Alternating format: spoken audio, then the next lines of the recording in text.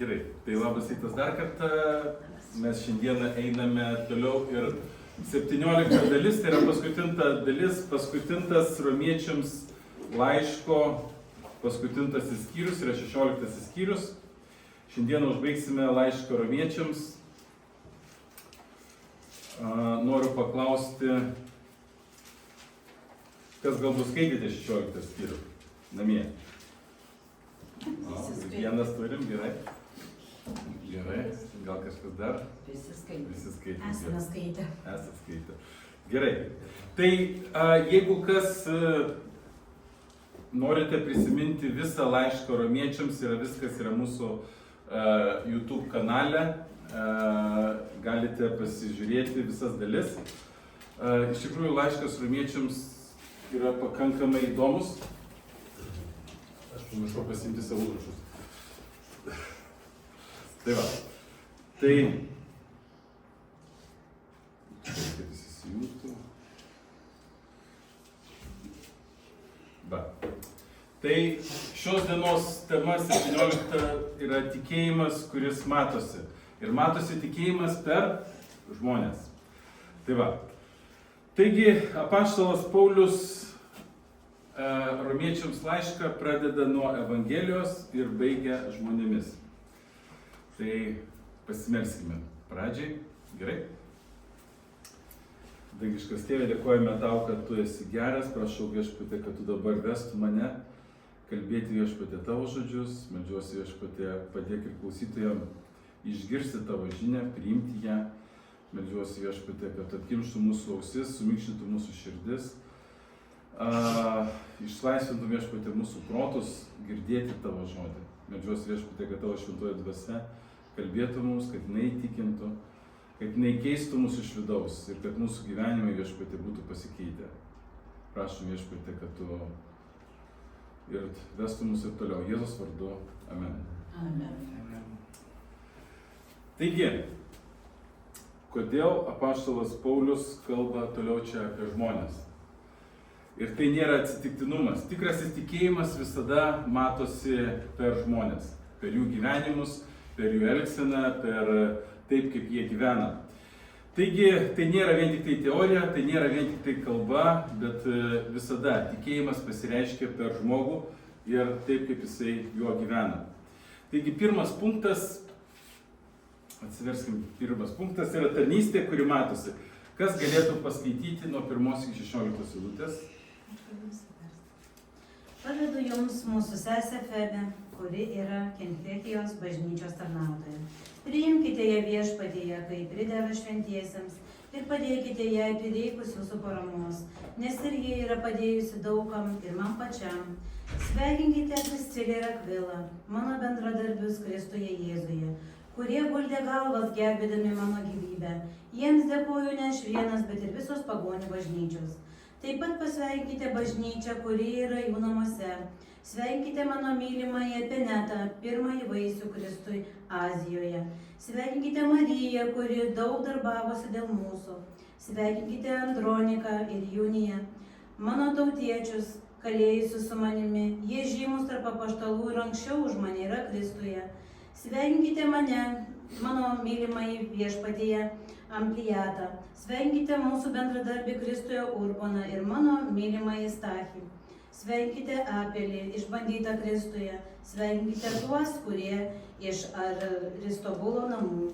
Sveikinkite mano tautietį Erodijaną. Sveikinkite tuos iš Narcizos šeimynos, kurie yra Viešpatyje. Sveikinkite Trifeną ir Trifosą, besidarbuojančias Viešpatyje. Sveikinkite mieląją Pirsidę, kuri daug darbavosi Viešpatyje. Sveikinkite išrinktąjį Viešpatyje Rufą, taip pat ir jo bei mano motiną. Sveikinkite Asingritą, Flegontą, Hermį, Patrobą, Hermą ir su jais esančius brolius. Sveikinkite Filologą ir Juliją, Nerėją ir jo seserį, Olimpą ir visus šventuosius, kurie yra su jais. Sveikinkite vieni kitus šventų pabučiavimu, jūs sveikina visos Kristaus bažnyčios. Ačiū. Taigi, ką šitose eilutėse mes matome? Kai skaitome šitas eilutės, atrodo, labai daug vardų ir ką čia Paulius norėjo mums pasakyti. Ir čia jis norėjo pasakyti, kad čia yra daug žmonių, kurie triūsia dėl Dievo, kurie atidarė savo namus, kai kurie priėmė, kai kurie guldė net savo gyvybės. Ir mes matome visą tą veiklą, kuri vyko tam pirmajame amžiuje, toje pirmoje bažnyčioje. Kiek daug žmonės darė dėl Dievo. Noriu biškį truputį pasakyti apie pirmą eilutę, kur sako Paulius, pavedu jums mūsų sesę Febę, kuri yra Kenkrėjos bažnyčios tarnautoja, arba kitose vertimuose yra parašyta diakonė. Pirmas dalykas, mes žinome iš pirmas laiško Timotiejui 3 skyriaus, kad moteris diakonė negali būti, dėl to, kad diakonas turi turėti vyrą. Tai žmoną. turi turėti žmoną. Tai diakonas yra tik tai vyras, kaip ir vadovas ar pastorius irgi turi turėti žmoną, taigi yra vyras. Taigi, kodėl čia yra panaudotas ir kodėl kai kurie verčia diakonas?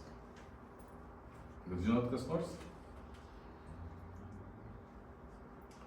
Norint suprasti visą šitą eilutę, reikia žiūrėti į graikų kalbą, į originalą.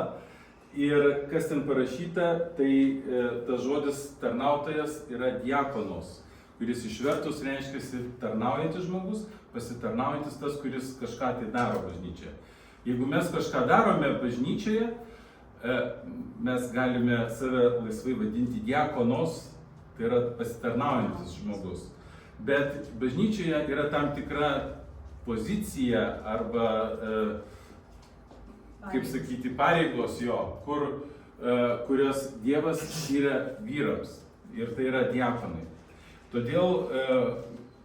Todėl čia Paulius giria ne titulą, ne tai, kad šita moteris yra diakonė, bet jisai nori čia pasveikinti ją už tą ištikimybę, už tą ištikimą tarnavimą. Kartais mes labai norime, žinote, būti pamatyti, būti kažkaip tai pagerbti, dar kažkaip tai, bet vis tik turėtume žiūrėti Dievo žodį ir kaip Dievo žodis aiškina ir ką jisai daro. Tai nereiškia, kad moteris yra žemesnė ar kažkaip tai dar kažkaip. Mes tiesiog esame skirtingai sukurti. Mes esame visi lygus prieš Dievą, bet visi su skirtingais pašaukimais. Jeigu aš pašauktas vienur, jūs esate pašaukti kitur. Aš negaliu atlikti jūsų darbo. Ar ne? Aš atsimenu vieną kartą savo įmonėje, dirbo spaustuvėje ir vieną kartą mums prireikė darbuotojo. Moters ten kažkokiem tai darbams reikėjo ir aš į darbo skelbimą parašiau, sakau, ieškome moters tokiems ir tokiems darbams. Ir žinot, ateina laiškas iš lygių teisių tarnybos ir sako, mes jums skirsime baudą. Aš sakau, už ką?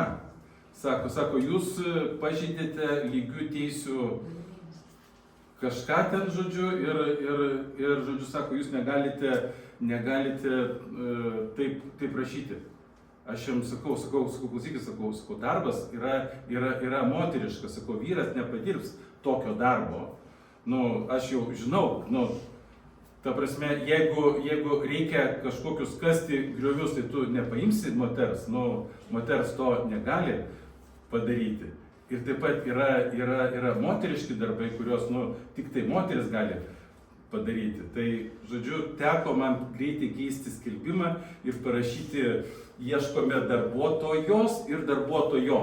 Ta prasme, kad Nes vienas tenai vyrukas paskambino ir sako, jūs pažeidžiate mano teisės. Sakau, kokias teisės? Sakau, aš ieškau, sakau, tokio darbuotojo, sako, ne, tu negali, ir tada gavau iš karto raštą iš vartotojų, iš lygių teisų tarnybų, žodžiu. Tai va. Tai lygiai taip pat čionai, Biblijoje mes turime tam tikras pareigas, kurios yra skirtos grynai moteriams ir pareigos, kurios yra skirtos vyrams. Ir tai nereiškia, kad mes esame kažkokie tai skirtingi, ypatingi, bet tai reiškia, kad Dievas taip sukūrė. Kai aš pradedu mąstyti apie šitą temą, aš galvoju, gerai, Dievas mane sukūrė vyru, mano žmona sukūrė moterim. Tai dabar, kas yra kaltas, kad aš vyras, o mano žmona moteris? Dievas, taip nusprendė Dievas. Dievas sukūrė tave ypatingų žmogumi tam, kad tu atliktum tam tikras pareigas. Ir čia yra Dievo reikalas. Kitas klausimas, kurį aš irgi mąsčiau, kodėl būtent aš gimiau Lietuvoje. O aš taip norėjau Amerikoje. Kas kaltas, kad aš gimiau Lietuvoje? Ar ne? Va taip pradedi galvoti. Bet tada pagalvoju, o jeigu būčiau gimęs Indijoje, ar būčiau Afrikoje gimęs, ar ne? Ir tada galvoju, ne, jau geriau Lietuvoje. Ar ne? Kitas klausimas yra, kodėl mes gimėme 20-ame amžiuje? O galbūt būtų buvę geriau gimti gal į priekį, gal atgal. Žinot, tai yra klausimai, kuriuos kartais mes galvojame, kad mes turėjome spręsti. Ne, Dievas nusprendė, kada aš gimsiu, kur gimsiu, kuo gimsiu ir ką aš turiu atlikti. Ir kai visą tai susidėlioji ir supranti, kad tai viskas priklauso nuo Dievo, tada viskas yra gerai. Nebent tu pradedi galvoti labai ir tada pykti ant Dievo ar ant visko, žodžiu, ir tada gyvenimas pasidaro nemielas. Gerai, paskaitykime vieną istoriją apie Williamą, nežinau kaip angliškai tarėsi. Tyndeilas, jo taip tarėsi. Kas girdėjote šitą žmogų? Šiek tiek girdėjote, ne? Taigi 16 amžiuje Anglijoje paprasti žmonės neturėjo teisės skaityti Biblijos, neturėjo teisės skaityti Dievo žodžio. Ir Dievo žodis buvo laikomas tik tai lotynų kalba ir galėjo būti prieinamas tik tai dvasininkams, tik tai kunigams. Tuo metu iki to laiko viskas vyko tik tai lotynų kalba. Ir tie žmonės, kurie ateidavo į bažnyčią, jie tiesiog nesuprasdavo, apie ką kalbama. Dabar, kai mes nueiname net ir į katalikų bažnyčią, mes galime išgirsti, kaip kunigas lietuviškai kalba. Ir tai yra gerai, bent tu kažką gali suprasti. Bet tuo metu buvo tik tai lotynų kalba. Ir žmonės negalėjo suprasti. Ir Tyndeilis buvo įsitikinęs, jei Dievas leis, aš padarysiu, kad net artojas lauke žinotų Dievo žodį geriau negu kunigas. Taigi jo toksai buvo įsitikinimas ir jisai pradėjo tada versti Bibliją į anglų kalbą. Kas įvyko?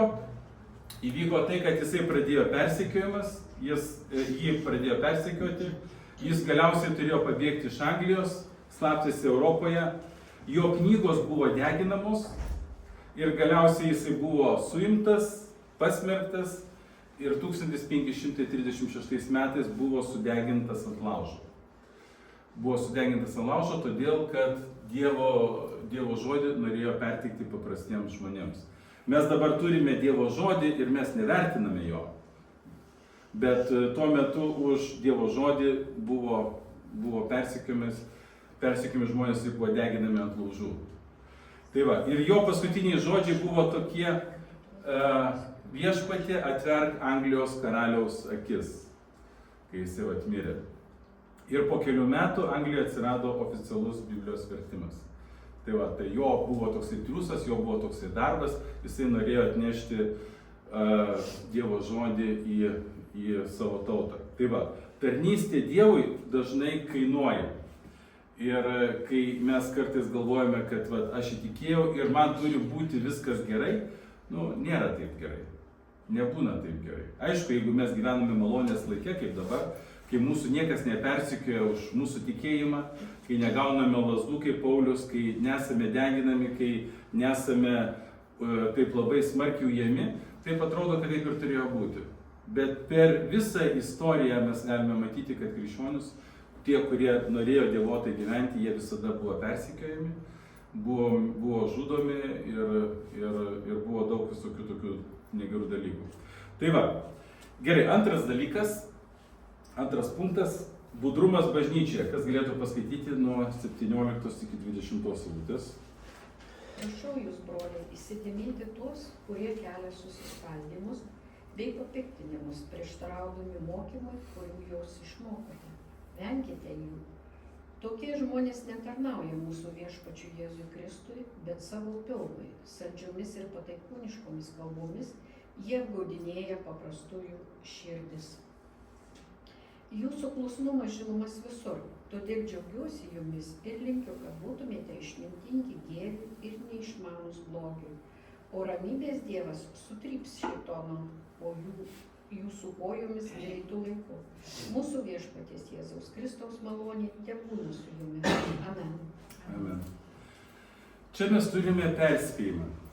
Perspėjimą apaštalo Pauliaus, jisai pirmose skyriuose mums aiškina Evangeliją, aiškina apie tai, kad žmogus yra nusidėjėlis, aiškina, kaip gali būti žmogus išgelbėjimas, aiškina visą Evangeliją ir galiausiai paskutiniam skyriuje jisai prieina prie perspėjimo.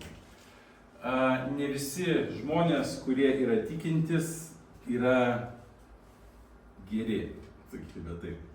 Ar ne? Jeigu kas šiek tiek pagyvenate truputį ilgiau, galėjote su tuo susidurti. Žmogus atrodo tikintis, žmogus atrodo viskas su juo gerai, bet finale prasideda visokie įdomus dalykai. Aš atsimenu, 92 metais įtikėjau, 93 metais atėjau į bažnyčią, į baptistų bažnyčią ir pirmą kartą, kai aš atėjau į salę, buvo apie 300 žmonių. Ir toks ateini į tą salę, taip, tokia atmosfera didelė ir man toksai fainas jausmas, galvoju, vau, čia tiek daug tikinčių, tiek mano broliai ir seseris ir čia, taip faina, dabar galvoju, žinot, aš atėjau iš tokio laukinio pasaulio, kur aš visus daužiau ir draugų, tokių gerų draugų aš neturėjau. Ir kai aš atėjau į bažnyčią, žinot, čia vis tiek Dievo vaikai visi, žinai, ir aš galvoju, vau, čia jie visi už mane. Jie visi už mane, jie visi tokie geri, jeigu kažką reikės, tikrai man padės. Žinokit, neilgai šitą pasaką tęsiasi, kol galų gale susidūriau su tam tikrais dalykais. Prisimenu, vienas verslininkas tuo metu buvo toksai ir paskui mes kalbėjomės, jisai sako, Jozai, jeigu turėsi verslą, aš tuo metu neturėjau verslo, tai aš tiesiog buvau toks jaunuolis pasitarnaujantis, visur bėgantis ir su Neriu mes visur lakstėm, žodžiu, fainai buvo ir prisimenu ir Mindaugas, ir daug jaunimo, su kuriais tarnavome. Ir tas brolis sako, jeigu turėsi kada nors verslą, sako, niekuomet nesamdyk tikinčių žmonių pas save įmonę. Kokia čia nesąmonė, galvoju. Buvo tikintis kaip tik geri žmonės, žinot, jie tokie faini, jie tau dirbs gerai, netinginiaus, ta prasme, atliks darbą nuoširdžiai.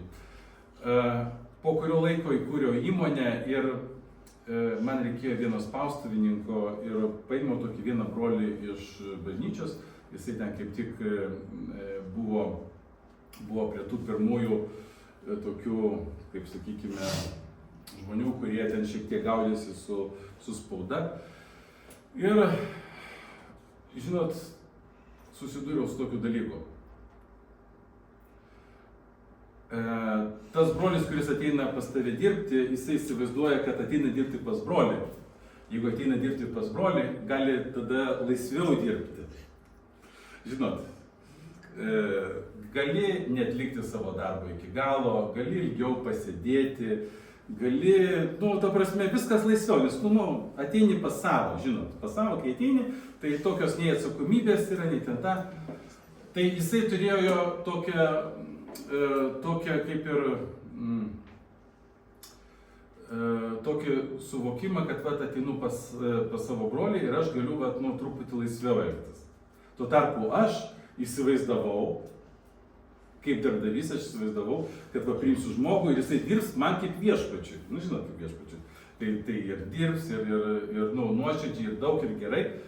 Ir žodžiu, mūsų matymai į darbą nesutapo. Ir aš tą brolį atleidau, sakau, nepyk, sakau, bet viskas, sakau, viso gero. Sakau, man toks darbas netinkamas. Ir tada prasidėjo juodinimas Juozo prieš visą bažnyčią. Juozas yra blogas, nes Juozas ten kažką ten taip ir taip. Tai va. Ir paskui kitiems sakiau, nieko met neimkite tikinčiojo pas save į firmą. Žodžiu, va taip. Aišku, aš nesakau, kad tikinti žmonės yra blogi. Aš suvokiu vieną dalyką. Yra skirtumas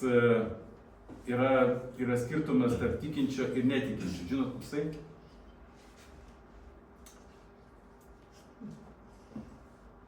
Žmogus, kuris įtikėjo, kuris atsivertė, jis liko toks pats žmogus, koks buvo. Su savo charakteriu, su savo įdomis, su savo silpnumais, su visu tuo bagažu, kurį jisai turėjo.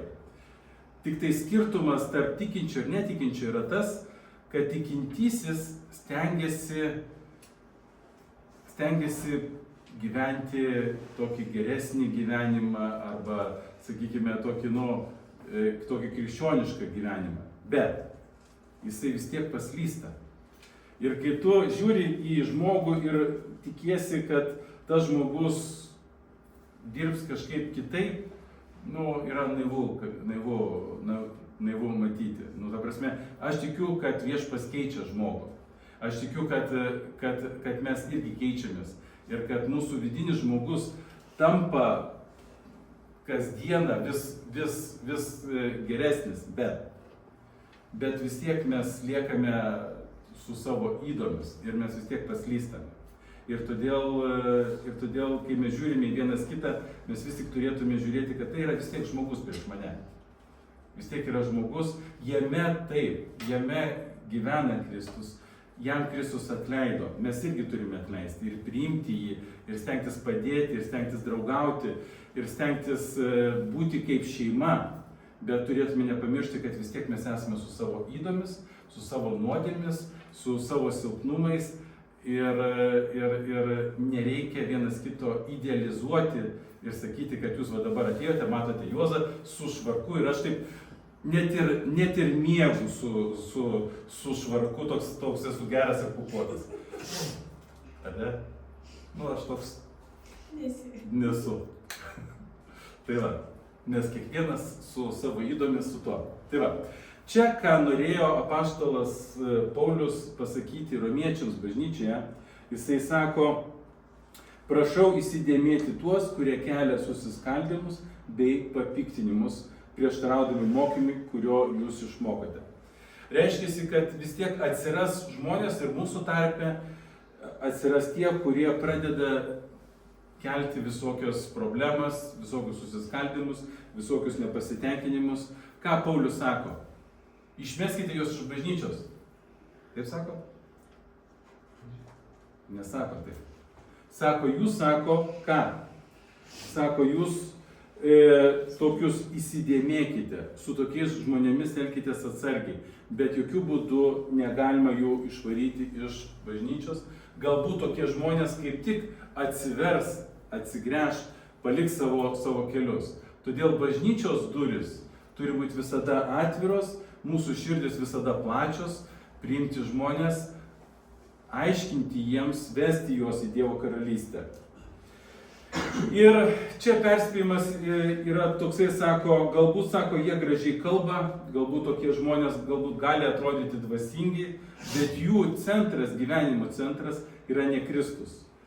apaštalas Paulius sako, jie tarnauja savo pilvui, dėl savo pilvo. Ar ne, tam tikrus dalykus ar sprendimus kai kurie žmonės priema dėl to, kad, kas jiems yra gerai. Ir lipa per galvas per kitų, ir daug dalykų vyksta, sakau, man per 30 virš metų teko daug bažnyčiose matyti.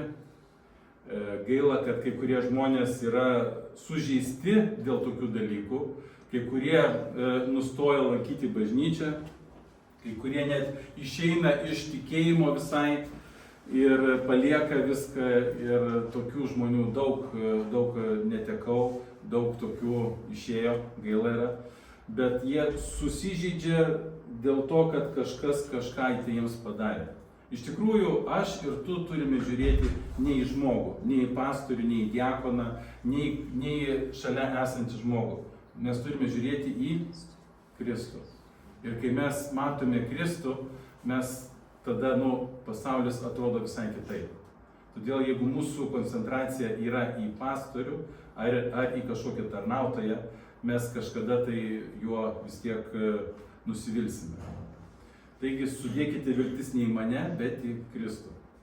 Aš esu toks pats kaip jūs, aš kovoju su savo silpnumais, aš turiu savo nuodėmių, todėl žiūrėkime į Kristų. Kristus yra mūsų viešpats, o mes esame jo tarnai. Gerai, tikra istorija. Dar viena istorija. David Koresh. Teko girdėti tokį? 1990 metais Amerikoje, Teksase, Davidas Korešas vadovavo religiniai grupiai.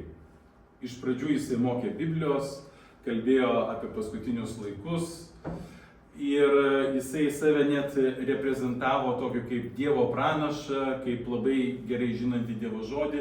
Ir tokie žmonės labai dažnai patraukia žmonės, kai kalba apie paskutinius laikus, nes mums žmonėms yra labai įdomu, kas bus ateityje. Kam neįdomu? Mes visi norime žinoti, kas bus rytoj, kas bus po metų, ne? Ir tokie žmonės, kurie kalba Dievo vardu, yra iš tikrųjų, aš stengiuosi labai atsargiai žiūrėti tokius žmonės, nes gali būti daug visokių nusivylimų. Ir va šitas žmogus, Davidas Korešas, jisai būtent kalbėjo, jisai pristatinėjo save kaip Dievo pranašą ir žmonės sekė paskui jį. Jis net turėjo tas vadinamas tokias dvasinės žmonas, jų turėjo daug ir net yra rašoma, kad net ir nepilnamečios buvo jų tarpe. Jis sakėsi, kad jis yra ypatingas Dievo išrinktasis žmogus, bet finaliai jisai pradėjo išlaipyti Dievo žodį ir visi sprendimai bažnyčioje priklausė tik tai nuo jo.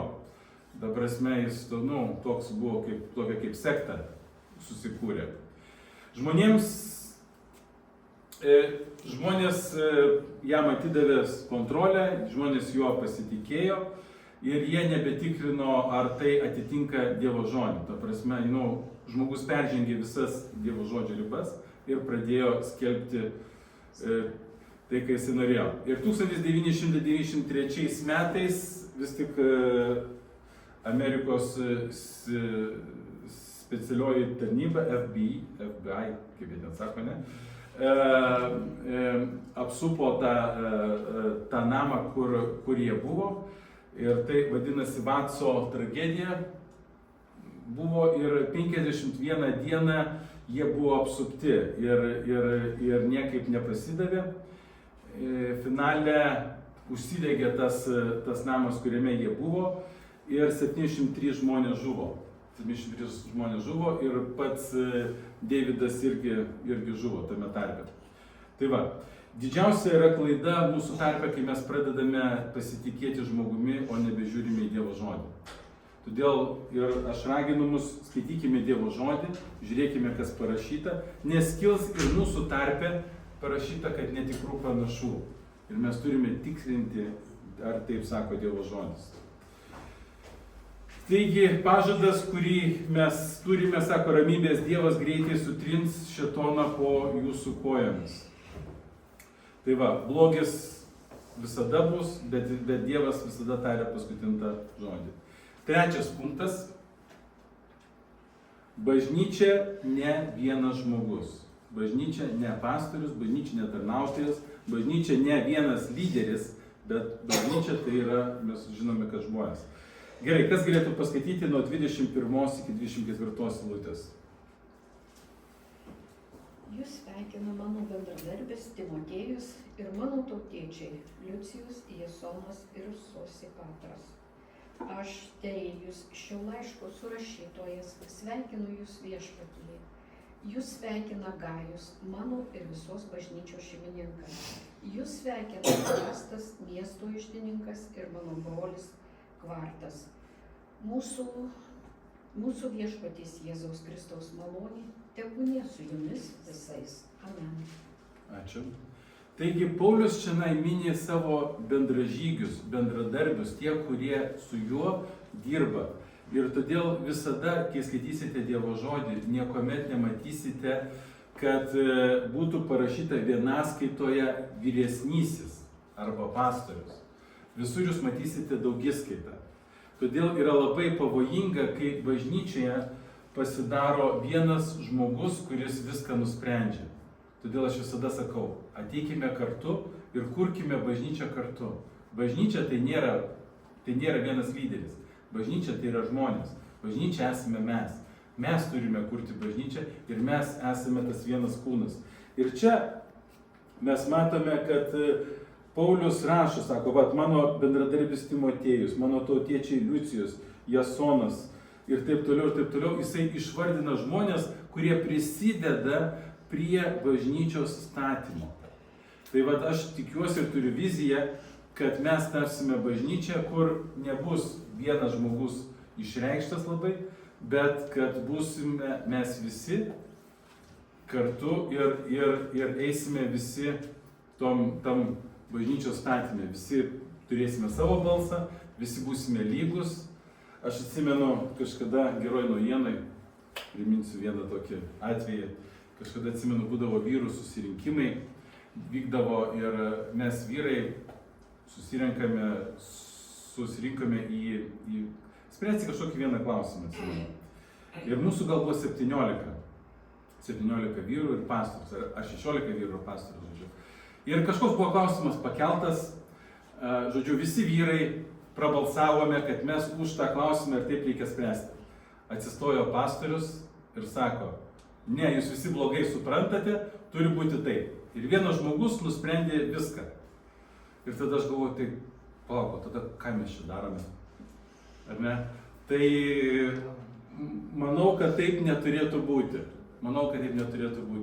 Bažnyčia tai yra Kristaus kūnas, kuriame mes esame visi viena. Bažnyčia nėra vienas lyderis, nėra vienas balsas, bet tai yra kūnas, Kristaus kūnas. Mes esame skirtingi, taip, mes su savo matymu, taip, mes visi turime savo nuomonės, taip, bet nei viena nuomonė neturėtų būti ignoruojama. Ir manau, kad mes turėtume įsiklausyti vienas į kitą. Mes turėtume pažiūrėti, kaip daugumai yra geriau. Tarkime, jeigu perdažysim sienas, ar ne, kokią spalvą dažysim. Ateis diakonas ir nuspręs, bus dabar violetinė. Vienas žmogus, visi sakys, ne, paliekam tokią spalvą.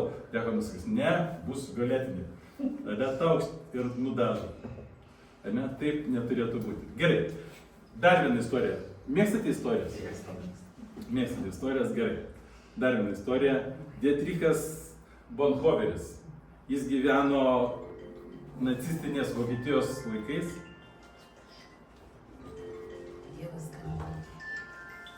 Kažkada mačiau filmą, kai bažnyčioje vyko laidotuvės ir pas vieną žmogų pradėjo skambėti telefonas. Ir tas žmogus nesuprato, kad jam tenai skambina ir pastorius taip, žinot, čia karstas guli, taip tylu, o pas tą žmogų priekyje telefonas kišenėje skamba. Pastorius sako, sūnau, jeigu skambina Jėzus, atsiliepk. Tai toks geras buvo. Taigi, istorija apie Dietrichą. Tai jisai gyveno nacių laikais, jis buvo pastorius ir sakoma, dauguma bažnyčių prisitaikė prie to režimo. Jeigu naciai pasakė taip reikia daryti, jie taip darė. Bet šitas žmogus atsisakė tylėti ir mokė, kad bažnyčia turi paklusti Dievui, o ne valdžiai. Mes pirmas dalykas atsakingi esame prieš Dievą. Taip kaip mes tikime, taip kaip mes darome, mes esame atsakingi prieš Dievą. Ir jeigu, tarkime, valdžia įsakytų ten kažkokius dalykus, kurie prieštarauja Biblijai, tarkime, neiti į bažnyčią, neskaityti Dievo žodžio, kažką tai dar daryti, mes vis tik turėtume paklusti Dievo žodžiui labiau negu valdžiai. Čia reikės ištrinti. Gerai. Taigi jisai kūrė slaptas mokyklas pastoriams ir mokino Dievo žodžio. Ir mokino, kad vis tik jie turėtų paklusti Dievo žodžiui. Galiausiai jisai buvo suimtas, įkalintas ir prieš baigiant karui, ten liko gal 2 savaitės, 1945 metais jis buvo pakartas koncentracijos stovykloje. Bet jo mokymas, jo idėjos, ką jisai mokė, išliko.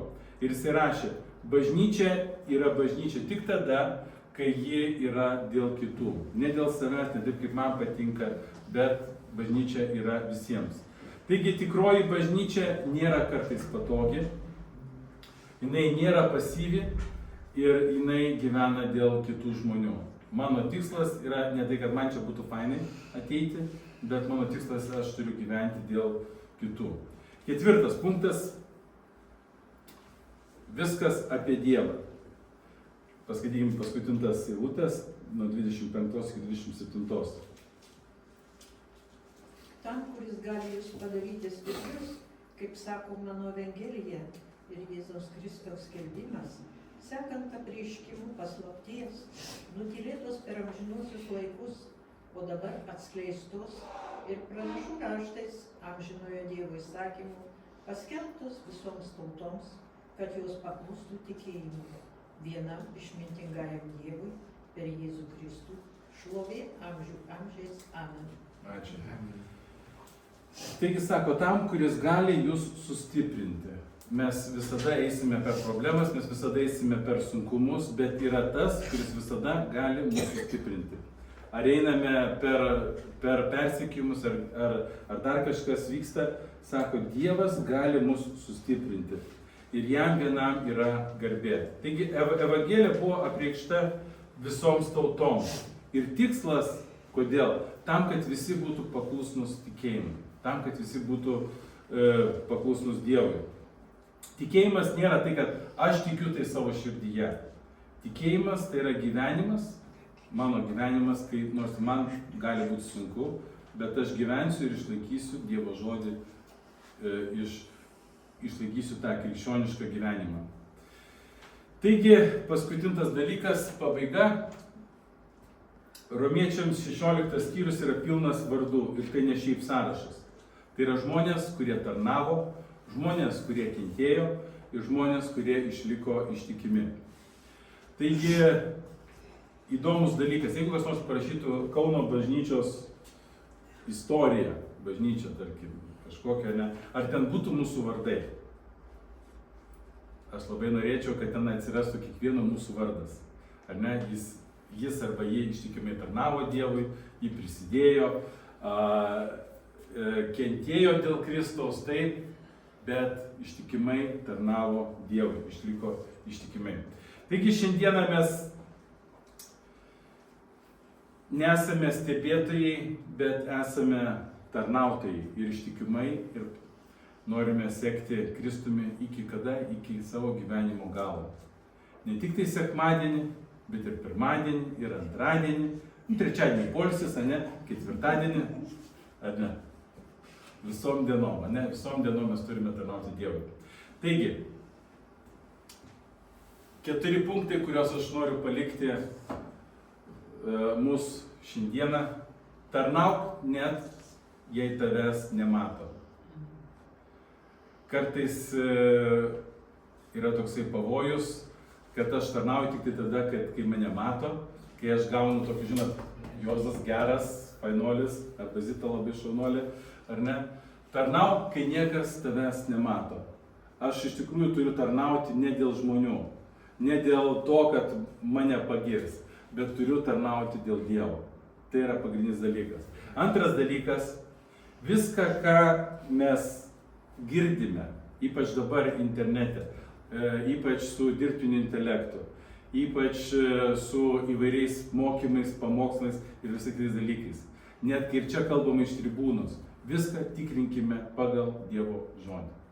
Pagrindinė taisyklė, kurią aš išmokau, būdamas baptistų bažnyčioje, už ką aš esu labai dėkingas, viską tikrink pagal Dievo žodį. Skaitykit, gyventi, nenukrypdamas nuo tenai. Aš atsimenu vieną iš tokių dalykų, kur man labai įstrigo, sako, jeigu tu paimsi puoduką vandens, ar ne, jeigu tu išgersi, viskas yra labai gerai. Bet jeigu čia įlašinsi truputį nuodų, labai truputį, nedaug, kas atsitiks? Nusinuodys ir gali numirti.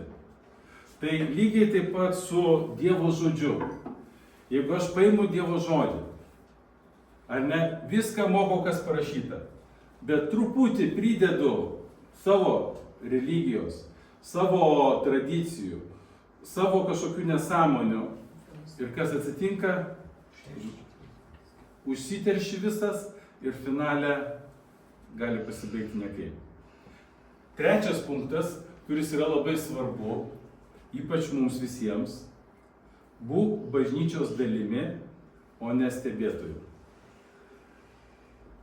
Čia galbūt yra vienas iš tokių pagrindinių dalykų, ką mes turėtume suvokti. Dievas mus pašaukė į bažnyčią. Nepašaukė taip, kad tik tai tau atleido nuodėmes ir dabar, Vidai, daryk, ką nori. Varyk ten, daryk tą, gyvenk dėl savęs, tau atleido Dievas, dovanoja amžiną gyvenimą ir tu jau esi laisvas. Nieko panašaus. Dievas mus pašaukė į bažnyčią. Ir bažnyčioje visada, sakau, visada atsiras vietos kiekvienam su savo dovanomis. Mes visi turime dvasinės dovanas, kurias galime patarnauti bažnyčioje. Nebūk tuo, sakykime, sėdėtoju ant kėdės. Nors iš kitos pusės, aš atsimenu, praeitoj bažnyčioje taryboje mes diskutavome, ką daryti su tais žmonėmis, kurie bažnyčioje nieko nedaro. Ir vienas sesuo pasakė tokį vieną dalyką, kuris įstrigo labai. Sako, žinot, bažnyčia kaip kūnas yra, ne? Vienas ranka, kitas galva, trečias koja. Sako, bet sako, kūne yra taip pat užpakalis. Sako, kažkas sako, turi sėdėti. Ir aš galvoju, gal kažkam reikia ir pasėdėti. Tai va. Bet nebūk stebėtojų, būk geriau dalyvių. Kai mes įsijungiame į bažnyčią, kai mes kažką darome, mes tampame tos bažnyčios dalimi. Tai va. Ir trečias dalykas, tai yra ketvirtas dalykas, paskutintas, gyvenk tikėjimu, kuris kainuoja. Jeigu tavo tikėjimas nekainuoja, jis yra pigus ir jis yra nieko vertas.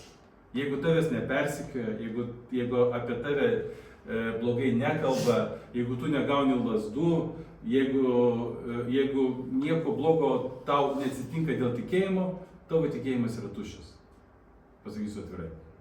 Jeigu tu nepersekiojamas, tavo tikėjimas yra tuščias.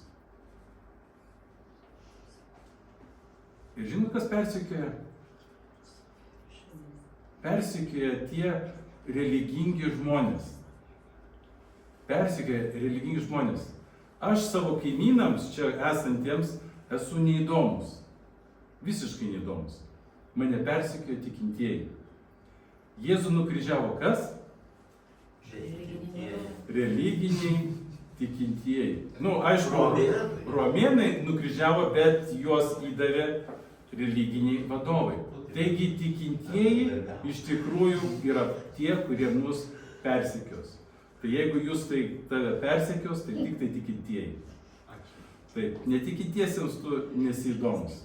Mes nesame įdomus tikintiesiems. Mus persekios, apie mus blogai kalbės, tik tai religiniai žmonės. Tai va, Gyventi tikėjimu, kuris kainuoja. Jeigu nekainuoja, jeigu nepersekioja, tada susimąstyk apie savo gyvenimą.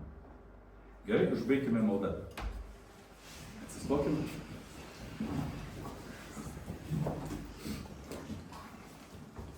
Dėkojame tavo, Tėve, už laišką romiečiams, kuriame mes galime pamatyti tą visą Evangelijos gylį, tą grožį, tą, kaip tu mus mokai, kaip elgtis, ką daryti. Ir Tėve, mes prašom, kad mes būtume tie žmonės, kurie išlaikytume ištikimai iki galo tavo žodį, tie, kurie gyventume pagal jį, tie, kurie mūsų gyvenimai skleistų tavo šlovę, tavo malonę, tavo gėrį, Viešpatie. Mes prašom, Viešpatie, duok mums drąsos kalbėti kitiem apie tave, duok mums, Viešpatie, noro gyventi tą krikščionišką gyvenimą, padėk mums, Viešpatie, būti bažnyčios dalimi, o ne tik tai stebėtojais. Dėkojame, Viešpatie, už viską, dėkojame už Jėzų, dėkojame už Šventąją Dvasią, dėkojame, Viešpatie, kad tu visuomet mus palaikai savo rankoje. Dėkojame tau už viską, Jėzus vardu. Amen.